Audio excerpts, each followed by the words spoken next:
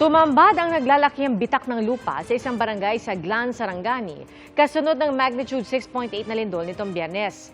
Mula sa ere kita ang malalaking bitak na sumira sa mga sakahan at bahay at nagpatumba sa mga puno sa barangay Mudan. Ang sa mga residente halos lampas tao ang lalim ng ilang bitak at may mga naitala ring landslide.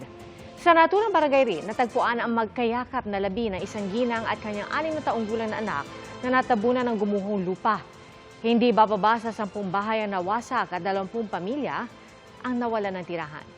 State of calamity na ang bayan ng Glan dahil sa lindol. Mga kapuso, sama-sama tayong maging saksi. Mag-subscribe sa GMA Integrated News sa YouTube. Para sa mga kapuso abroad, samahan niyo kami sa GMA Pinoy TV at sa www.gmanews.tv.